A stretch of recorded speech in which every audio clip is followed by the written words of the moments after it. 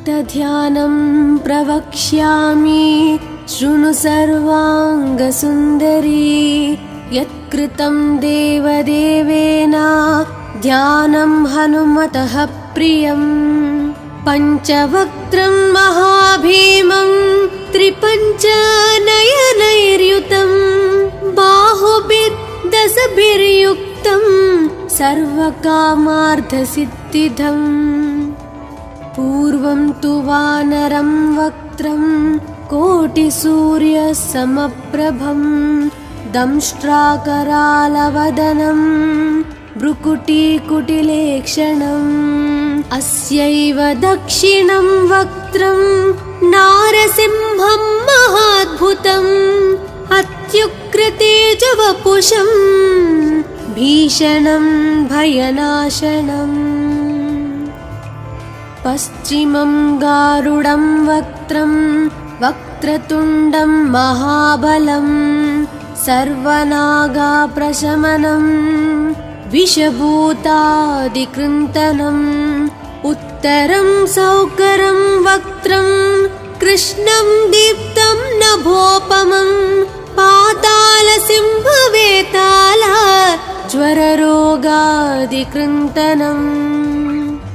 ऊर्ध्वं हयाननं घोरं दानवान्तकरं परं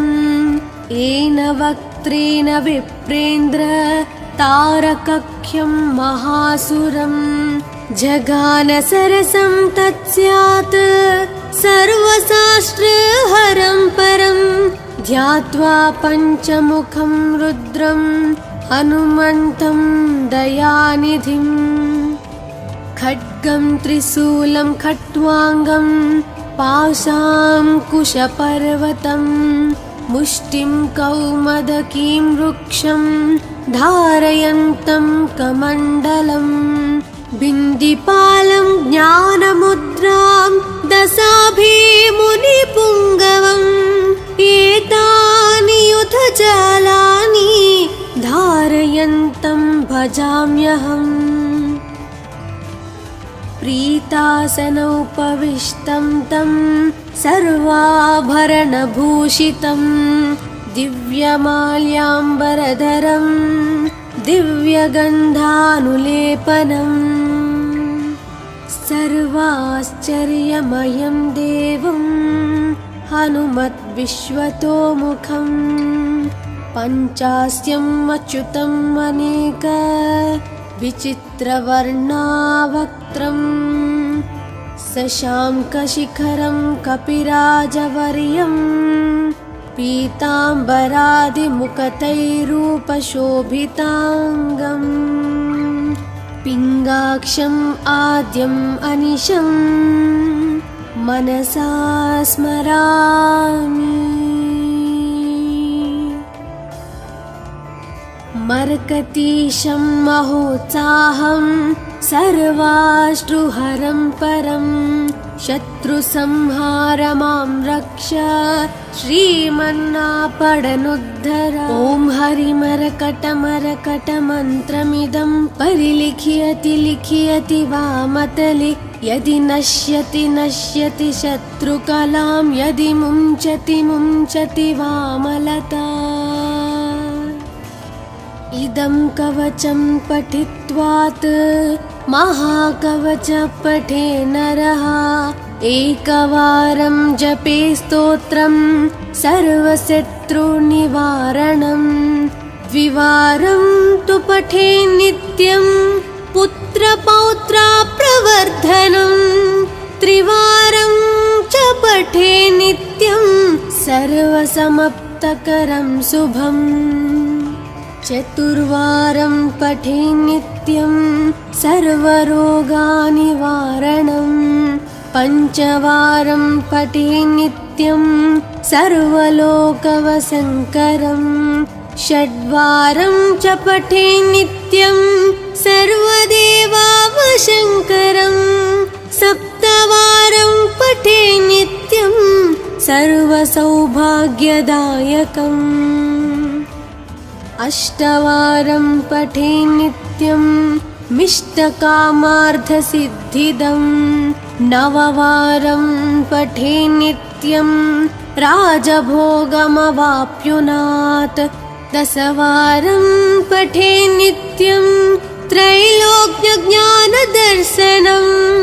रुद्रावृत्तिं पठे नित्यं सर्वसिद्धिर्भवेर्ध्रुवम् अथ ध्यानं प्रवक्ष्यामि शृणु सर्वाङ्गसुन्दरी यत्कृतं देवदेवेन ध्यानं हनुमतः प्रियं पञ्चवक्त्रं महाभीमं त्रिपञ्चनयनैर्युतं बाहुभिर्दशभिर्युक्तं सर्वकामार्थसिद्धिदम् पूर्वं तु वानरं वक्त्रं कोटिसूर्यसमप्रभं दंष्ट्राकरालवदनं भ्रुकुटीकुटिलेक्षणम् अस्यैव दक्षिणं वक्त्रं नारसिंहं महाद्भुतम् अत्युग्रतेजवपुषं भीषणं भयनाशनम् पश्चिमं गारुडं वक्त्रं वक्रतुण्डं महाबलं सर्वनागाप्रशमनं विषभूतादिकृन्तनम् उत्तरं सौकरं वक्त्रं कृष्णं दीप्तं नभोपमं पातालसिंहवेताल ज्वररोगादिकृन्तनम् ऊर्ध्वं हयाननं घोरं दानवान्तकरं परं येन वक्त्रेण विप्रेन्द्र तारकख्यं महासुरं जगानसरसं तत्स्यात् सर्वशास्त्रहरं परं ध्यात्वा पञ्चमुखं रुद्रं हनुमन्तं दयानिधिम् खड्गं त्रिशूलं खट्वाङ्गं पाशाङ्कुशपर्वतं मुष्टिं कौमदकीं वृक्षं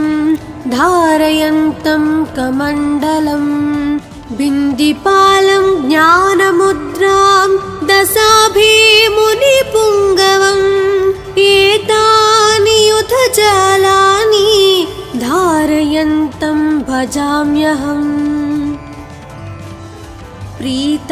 प्रीतासनोपविष्टं तं सर्वाभरणभूषितं दिव्यमाल्याम्बरधरं दिव्यगन्धानुलेपनं सर्वाश्चर्यमयं देवं हनुमद्विश्वतोमुखं पञ्चास्यम् अच्युतम् अनेक विचित्रवर्णावक्त्रं शशाङ्कशिखरं कपिराजवर्यं पीताम्बरादिमुकुटैरूपशोभिताङ्गं पिङ्गाक्षम् आद्यम् अनिशं मनसा स्मरामि मर्कतीशं महोत्साहं सर्वाश्रुहरं परं शत्रुसंहार मां रक्ष श्रीमन्नापडनुद्धर ॐ हरिमरकटमरकटमन्त्रमिदं परिलिख्यति लिख्यति वामतले यदि नश्यति नश्यति शत्रुकलां यदि मुञ्चति मुञ्चति वामलता इदं कवचं पठित्वात् महाकवच पठे नरः एकवारं जपे स्तोत्रं सर्वशत्रुनिवारणं द्विवारं तु पठे नित्यं पुत्रपौत्राप्रवर्धनं त्रिवारं च पठे नित्यं सर्वसमाप्तकरं शुभम् चतुर्वारं पठे नित्यं सर्वरोगनिवारणं पञ्चवारं पठे नित्यं नित्यं सर्वलोकवसङ्करं षड्वारं च पठे नित्यं सर्वदेवावशङ्करं सप्तवारं पठे नित्यं सर्वसौभाग्यदायकम् अष्टवारं पठे नित्यं मिष्टकामार्थसिद्धिदं नववारं पठे नित्यं राजभोगमवाप्नुयात् दशवारं पठे नित्यं त्रैलोक्यज्ञानदर्शनं रुद्रावृत्तिं पठे नित्यं सर्वसिद्धिर्भवेर्ध्रुवम् अथ ध्यानं प्रवक्ष्यामि शृणु सर्वाङ्गसुन्दरी यत्कृतं देवदेवेन ध्यानं हनुमतः प्रियं पञ्चवक्त्रं महाभीमं त्रिपञ्चनयनैर्युतं बाहुभिर्दशभिर्युक्तं सर्वकामार्थसिद्धिदम् पूर्वं तु वानरं वक्त्रं कोटिसूर्यसमप्रभं दंष्ट्राकरालवदनं भ्रुकुटीकुटिलेक्षणम् अस्यैव दक्षिणं वक्त्रं नारसिंहं महाद्भुतम् अत्युग्रतेजवपुषं भीषणं भयनाशनम् पश्चिमं गारुडं वक्त्रं वक्रतुण्डं महाबलं सर्वनागाप्रशमनं विषभूतादिकृन्तनम् उत्तरं सौकरं वक्त्रं कृष्णं दीप्तं नभोपमं पातालसिंहवेताल ज्वररोगादिकृन्तनम् ऊर्ध्वं हयाननं घोरं दानवान्तकरं परं येन वक्त्रेण विप्रेन्द्र तारकख्यं महासुरं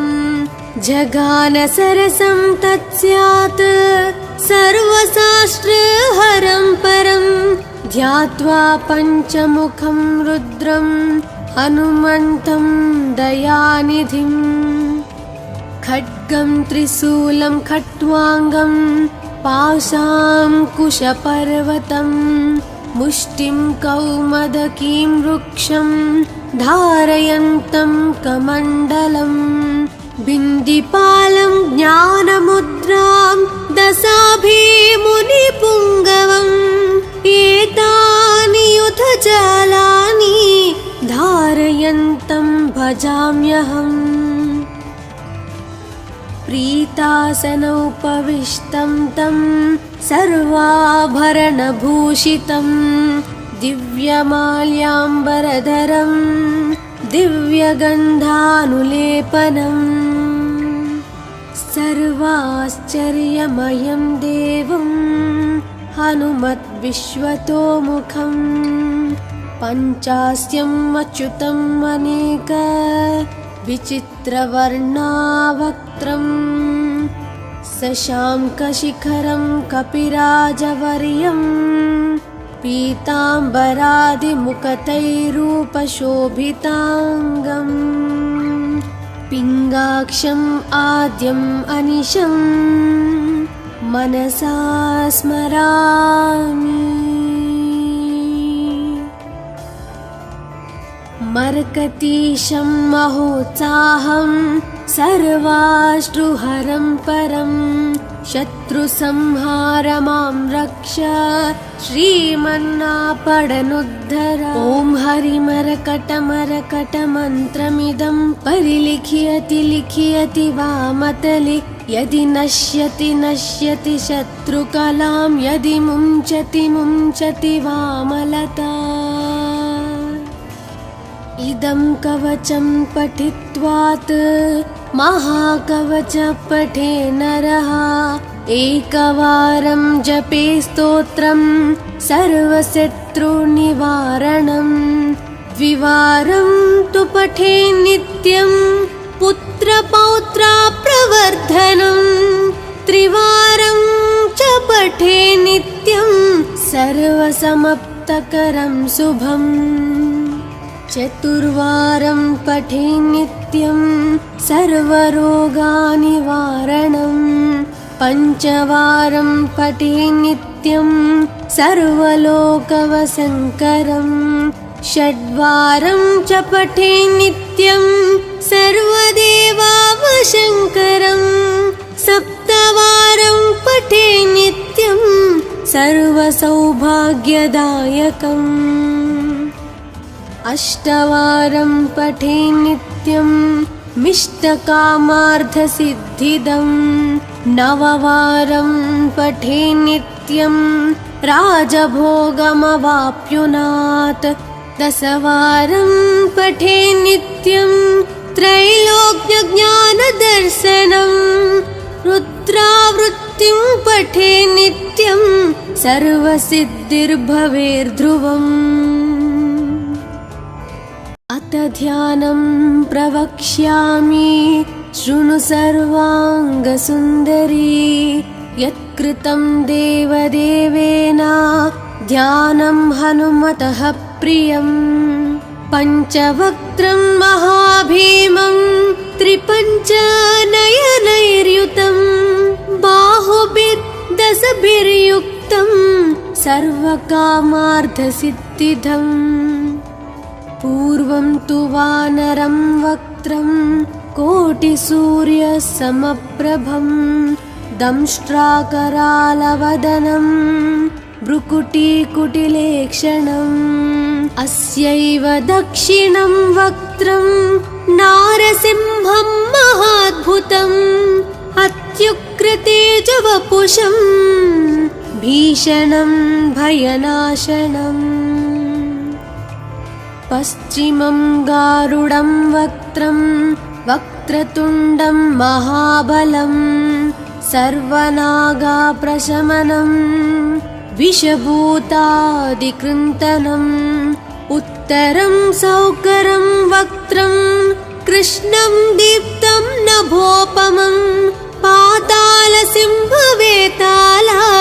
ज्वररोगादिकृन्तनम् ऊर्ध्वं हयाननं घोरं दानवान्तकरं परं येन वक्त्रेण विप्रेन्द्र तारकख्यं महासुरं जगानसरसं तत्स्यात् सर्वशास्त्रहरं परं ध्यात्वा पञ्चमुखं रुद्रं हनुमन्तं दयानिधिम् खड्गं त्रिशूलं खट्वाङ्गं पाशाङ्कुशपर्वतं मुष्टिं कौमदकीं वृक्षं धारयन्तं कमण्डलं बिन्दिपालं ज्ञानमुद्रां दशाभिमुनिपुङ्गवम् एतानि युधजालानि धारयन्तं भजाम्यहम् प्रीतासनोपविष्टं तं सर्वाभरणभूषितं दिव्यमाल्याम्बरधरं दिव्यगन्धानुलेपनं सर्वाश्चर्यमयं देवं हनुमद्विश्वतोमुखं पञ्चास्यम् अच्युतम् अनेक विचित्रवर्णावक्त्रं शशाङ्कशिखरं कपिराजवर्यं पीताम्बरादिमुकुटैरूपशोभिताङ्गं पिङ्गाक्षम् आद्यम् अनिशं मनसा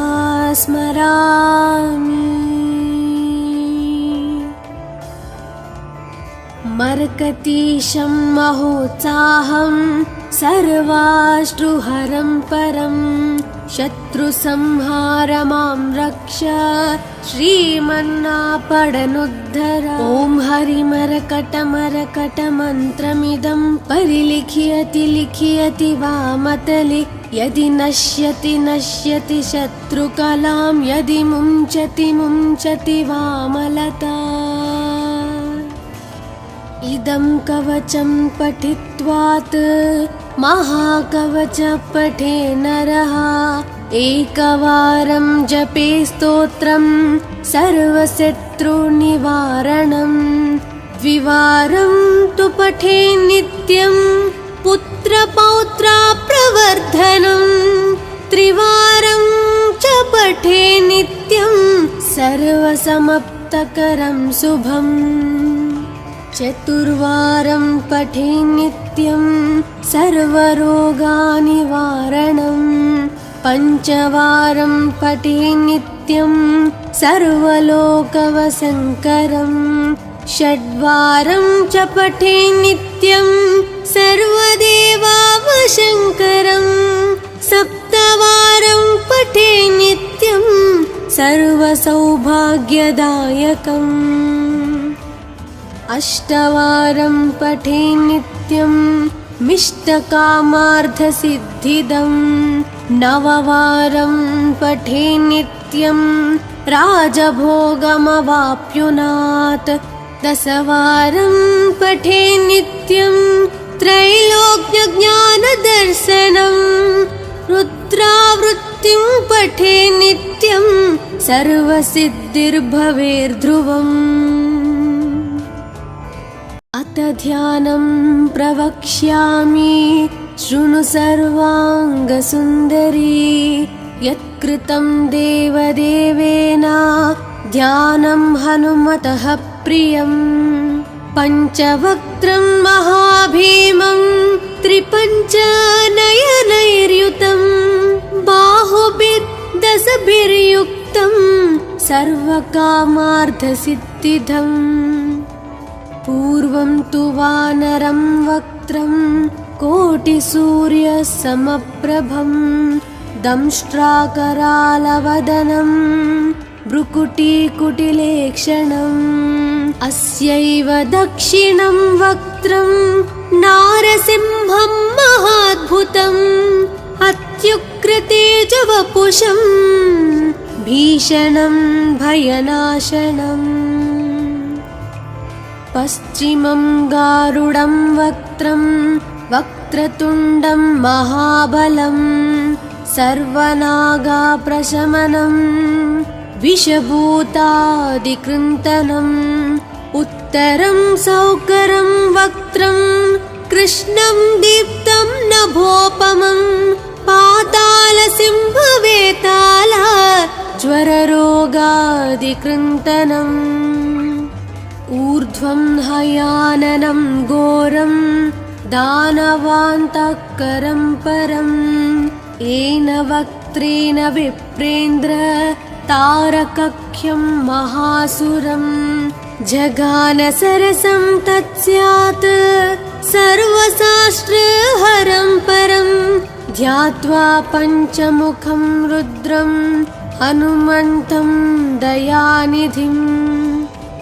खड्गं त्रिशूलं खट्वाङ्गं पाशाङ्कुशपर्वतं मुष्टिं कौमदकीं वृक्षं धारयन्तं कमण्डलं बिन्दिपालं ज्ञानमुद्रां दशाभिमुनिपुङ्गवम् एतानि युधजालानि धारयन्तं भजाम्यहम् प्रीतासनोपविष्टं तं सर्वाभरणभूषितं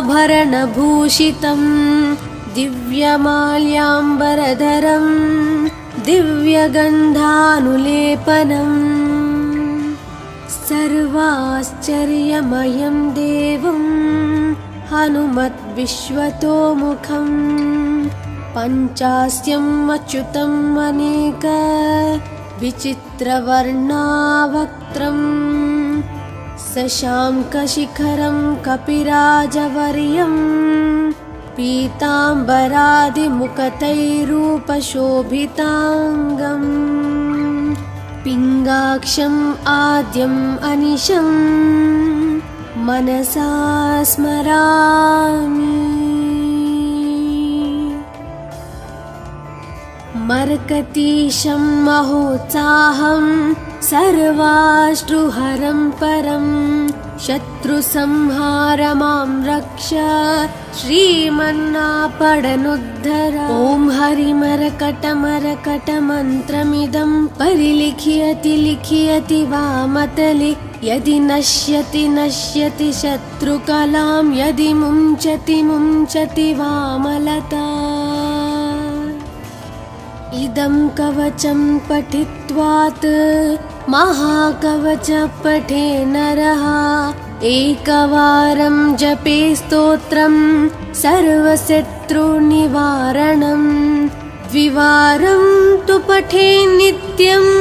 पुत्रपौत्राप्रवर्धनं त्रिवारं च पठे नित्यं सर्वसमाप्तकरं शुभम् चतुर्वारं पठे नित्यं सर्वरोगनिवारणं पञ्चवारं पठे नित्यं सर्वलोकवशङ्करं षड्वारं च पठे नित्यं सर्वदेवावशङ्करं सप्तवारं पठे नित्यं सर्वसौभाग्यदायकम् अष्टवारं पठे नित्यं मिष्टकामार्थसिद्धिदं नववारं पठे नित्यं राजभोगमवाप्नुयात् दशवारं पठे नित्यं त्रैलोक्यज्ञानदर्शनं रुद्रावृत्तिं पठे नित्यं सर्वसिद्धिर्भवेर्ध्रुवम्। अथ ध्यानं प्रवक्ष्यामि शृणु सर्वाङ्गसुन्दरी यत्कृतं देवदेवेन ध्यानं हनुमतः प्रियं पञ्चवक्त्रं महाभीमं त्रिपञ्चनयनैर्युतं बाहुभिर्दशभिर्युक्तं सर्वकामार्थसिद्धिदम् पूर्वं तु वानरं वक्त्रं कोटिसूर्यसमप्रभं दंष्ट्राकरालवदनं भ्रुकुटीकुटिलेक्षणम् अस्यैव दक्षिणं वक्त्रं नारसिंहं महाद्भुतम् अत्युग्रतेजवपुषं भीषणं भयनाशनम् पश्चिमं गारुडं वक्त्रं वक्रतुण्डं महाबलं सर्वनागाप्रशमनं विषभूतादिकृन्तनम् उत्तरं सौकरं वक्त्रं कृष्णं दीप्तं नभोपमं पातालसिंहवेताल ज्वररोगादिकृन्तनम्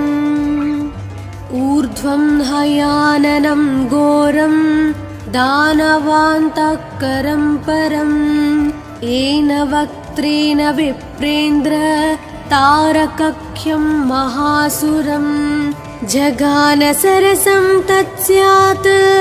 सर्वशास्त्रहरं परं ध्यात्वा पञ्चमुखं रुद्रं हनुमन्तं दयानिधिम् खड्गं त्रिशूलं खट्वाङ्गं पाशाङ्कुशपर्वतं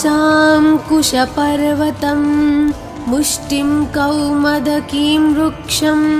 धारयन्तं कमण्डलं बिन्दिपालं ज्ञानमुद्रां दशाभिमुनिपुङ्गवम् एतानि युधजालानि धारयन्तं भजाम्यहम् प्रीतासनोपविष्टं तं सर्वाभरणभूषितं दिव्यमाल्याम्बरधरं दिव्यगन्धानुलेपनं सर्वाश्चर्यमयं देवं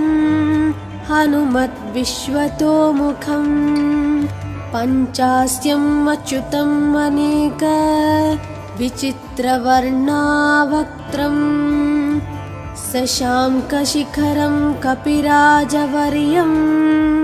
पीताम्बरादिमुकुटैरूपशोभिताङ्गम् पिङ्गाक्षम् आद्यम् अनिशं मनसा स्मरामि। मर्कतीशं महोत्साहं सर्वाश्रुहरं परं शत्रुसंहार मां रक्ष श्रीमन्नापडनुद्धर। ॐ हरिमरकटमरकटमन्त्रमिदं परिलिख्यति लिख्यति वामतले यदि नश्यति नश्यति शत्रुकलां यदि मुञ्चति मुञ्चति वामलता। इदं कवचं पठित्वात् महाकवच पठे नरः एकवारं जपे स्तोत्रं सर्वशत्रुनिवारणं द्विवारं तु पठे नित्यं पुत्रपौत्राप्रवर्धनं त्रिवारं च पठे नित्यं सर्वसमाप्तकरं शुभम् चतुर्वारं पठे नित्यं सर्वरोगनिवारणं पञ्चवारं पठे नित्यं सर्वलोकवशङ्करं षड्वारं च पठे नित्यं सर्वदेवावशङ्करं सप्तवारं पठे नित्यं सर्वसौभाग्यदायकम् अष्टवारं पठे नित्यं मिष्टकामार्थसिद्धिदं नववारं पठे नित्यं राजभोगमवाप्नुयात् दशवारं पठे नित्यं त्रैलोक्यज्ञानदर्शनं रुद्रावृत्तिं पठे नित्यं सर्वसिद्धिर्भवेर्ध्रुवम्। अथ ध्यानं प्रवक्ष्यामि शृणु सर्वाङ्गसुन्दरी यत्कृतं देवदेवेन ध्यानं हनुमतः प्रियं पञ्चवक्त्रं महाभीमं त्रिपञ्चनयनैर्युतं बाहुभिर्दशभिर्युक्तं सर्वकामार्थसिद्धिदम् पूर्वं तु वानरं वक्त्रं कोटिसूर्यसमप्रभं दंष्ट्राकरालवदनं भ्रुकुटीकुटिलेक्षणम् अस्यैव दक्षिणं वक्त्रं नारसिंहं महाद्भुतम् अत्युग्रतेजवपुषं भीषणं भयनाशनम् पश्चिमं गारुडं वक्त्रं वक्रतुण्डं महाबलं सर्वनागाप्रशमनं विषभूतादिकृन्तनम् उत्तरं सौकरं वक्त्रं कृष्णं दीप्तं नभोपमं पातालसिंहवेताल ज्वररोगादिकृन्तनम् ऊर्ध्वं हयाननं घोरं दानवान्तकरं परं येन वक्त्रेण विप्रेन्द्र तारकख्यं महासुरं जगानसरसं तत्स्यात् सर्वशास्त्रहरं परं ध्यात्वा पञ्चमुखं रुद्रं हनुमन्तं दयानिधिम् खड्गं त्रिशूलं खट्वाङ्गं पाशाङ्कुशपर्वतं मुष्टिं कौमदकीं वृक्षं धारयन्तं कमण्डलं बिन्दिपालं ज्ञानमुद्रां दशाभिमुनिपुङ्गवम् एतानि युधजालानि धारयन्तं भजाम्यहम् प्रीतासनोपविष्टं तं सर्वाभरणभूषितं दिव्यमाल्याम्बरधरं दिव्यगन्धानुलेपनम् सर्वाश्चर्यमयं देवं हनुमद्विश्वतोमुखम् पञ्चास्यम् अच्युतम् अनेक विचित्रवर्णावक्त्रम् शशाङ्कशिखरं कपिराजवर्यं पीताम्बरादिमुखतैरूपशोभिताङ्गम् पिङ्गाक्षम् आद्यम् अनिशम् मनसा स्मरामि। मर्कतीशं महोत्साहं सर्वाश्रुहरं परं शत्रुसंहारमां रक्ष श्रीमन्नापडनुद्धर। ॐ हरिमरकटमरकटमन्त्रमिदं परिलिख्यति लिख्यति वामतले यदि नश्यति नश्यति शत्रुकलां यदि मुञ्चति मुञ्चति वामलता। इदं कवचं पठित्वात् महाकवच पठे नरः एकवारं जपे स्तोत्रं सर्वशत्रुनिवारणं द्विवारं तु पठे नित्यं पुत्रपौत्राप्रवर्धनं त्रिवारं च पठे नित्यं सर्वसमाप्तकरं शुभम् चतुर्वारं पठे नित्यं सर्वरोगनिवारणं पञ्चवारं पठे नित्यं सर्वलोकवशङ्करं षड्वारं च पठे नित्यं सर्वदेवावशङ्करं सप्तवारं पठे नित्यं सर्वसौभाग्यदायकम् अष्टवारं पठे नित्यं मिष्टकामार्थसिद्धिदं नववारं पठे नित्यं राजभोगमवाप्नुयात् दशवारं पठे नित्यं त्रैलोक्यज्ञानदर्शनं रुद्रावृत्तिं पठे नित्यं सर्वसिद्धिर्भवेर्ध्रुवम्। अथ ध्यानं प्रवक्ष्यामि शृणु सर्वाङ्गसुन्दरी यत्कृतं देवदेवेन ध्यानं हनुमतः प्रियं पञ्चवक्त्रं महाभीमं त्रिपञ्चनयनैर्युतं बाहुभिर्दशभिर्युक्तं सर्वकामार्थसिद्धिदम् पूर्वं तु वानरं वक्त्रं कोटिसूर्यसमप्रभं दंष्ट्राकरालवदनं भ्रुकुटीकुटिलेक्षणम् अस्यैव दक्षिणं वक्त्रं नारसिंहं महाद्भुतम् अत्युग्रतेजवपुषं भीषणं भयनाशनम् पश्चिमं गारुडं वक्त्रं वक्रतुण्डं महाबलं सर्वनागाप्रशमनं विषभूतादिकृन्तनम् उत्तरं सौकरं वक्त्रं कृष्णं दीप्तं नभोपमं पातालसिंहवेताल ज्वररोगादिकृन्तनम् ऊर्ध्वं हयाननं घोरं दानवान्तकरं परं येन वक्त्रेण विप्रेन्द्र तारकख्यं महासुरं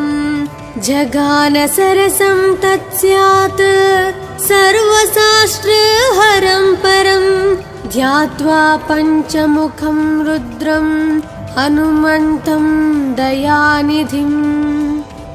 खड्गं त्रिशूलं खट्वाङ्गं पाशाङ्कुशपर्वतं मुष्टिं कौमदकीं वृक्षं धारयन्तं कमण्डलं बिन्दिपालं ज्ञानमुद्रां दशाभिमुनिपुङ्गवम् एतानि युधजालानि धारयन्तं भजाम्यहम् प्रीतासनोपविष्टं तं सर्वाभरणभूषितं दिव्यमाल्याम्बरधरं दिव्यगन्धानुलेपनम् सर्वाश्चर्यमयं देवं हनुमद्विश्वतोमुखम् पञ्चास्यम् अच्युतम् अनेक विचित्रवर्णावक्त्रम् शशाङ्कशिखरं कपिराजवर्यं पीताम्बरादिमुकुटैरूपशोभिताङ्गम् पिङ्गाक्षम् आद्यम् अनिशम् मनसा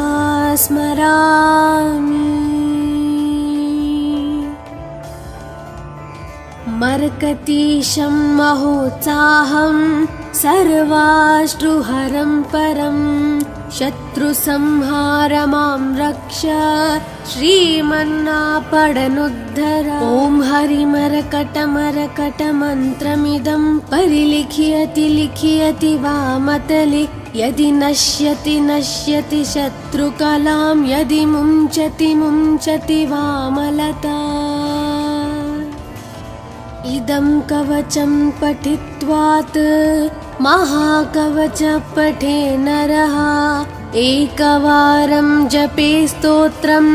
सर्वशत्रुनिवारणं द्विवारं तु पठे नित्यं पुत्रपौत्राप्रवर्धनं त्रिवारं च पठे नित्यं सर्वसमाप्तकरं शुभम् चतुर्वारं पठे नित्यं सर्वरोगनिवारणं पञ्चवारं पठे नित्यं सर्वलोकवशङ्करं षड्वारं च पठे नित्यं सर्वदेवावशङ्करं सप्तवारं पठे नित्यं सर्वसौभाग्यदायकम् अष्टवारं पठे नित्यं मिष्टकामार्थसिद्धिदं नववारं पठे नित्यं राजभोगमवाप्नुयात् दशवारं पठे नित्यं त्रैलोक्यज्ञानदर्शनं रुद्रावृत्तिं पठे नित्यं सर्वसिद्धिर्भवेर्ध्रुवम्